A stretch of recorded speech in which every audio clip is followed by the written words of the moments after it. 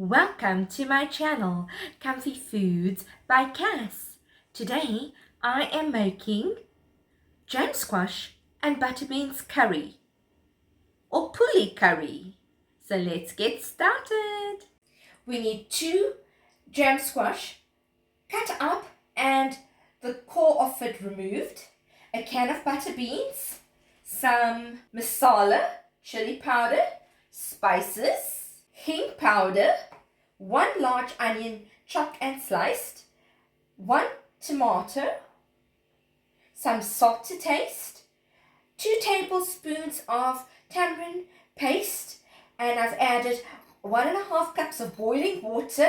You mix it until you get it a nice thickish gravy, some coriander to garnish, 3 bay leaves, 2 small green or red chilies cut up, half a teaspoon of ginger and garlic paste, 2 cloves, a few sticks of cinnamon sticks, about 1 teaspoon of mustard seeds, 1 teaspoon of ginger and garlic paste, 1 dried chili.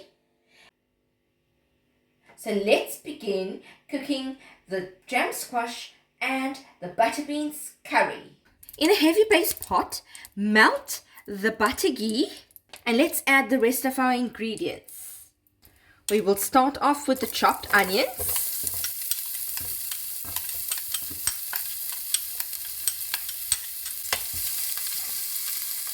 your tomatoes,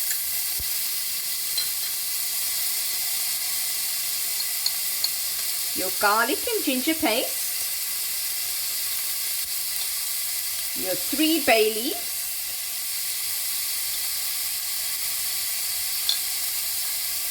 your cinnamon sticks, 2 cloves,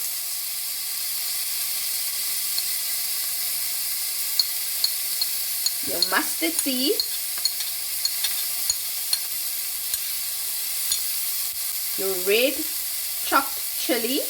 Cut up your dried red chilies into pieces. Add a little bit of hing powder. And then add your remaining spices. So we're going to add half a teaspoon of turmeric powder, half a teaspoon of coriander powder, a 1/4 teaspoon of garam masala, half a teaspoon of jeera powder. Let's mix it all together. All of this needs to be cooked on medium-low heat. Add your butter beans. Mix well. Add your half a teaspoon of salt, about half a teaspoon. You can add a little bit less if you prefer. Add your gem squashes.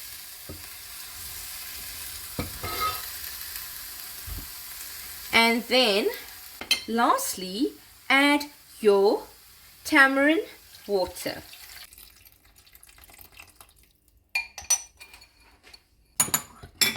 Mix it all together. Add 1 tablespoon of masala and about half a tablespoon of chili powder. So mix it all well and let it cook for about 15 to 20 minutes on medium-low heat until it's soft with the GemSquash and the gravy has thickened slightly. It's about 20 to 25 minutes. Let's switch off the plate. If your pot is getting dry very quickly, you can add at least another 1 or 1.5 cups of boiling water to prevent it from burning. Okay, it needs to cook up properly, so you have to add a little extra water for the GemSquash to be cooked fully. All right, let's add in our coriander to the pot, and our food is ready to be served. If you enjoyed viewing this video on my channel, Comfy Foods by Cass, please like, share and subscribe. Thank you for watching this video. See you next time. Bye.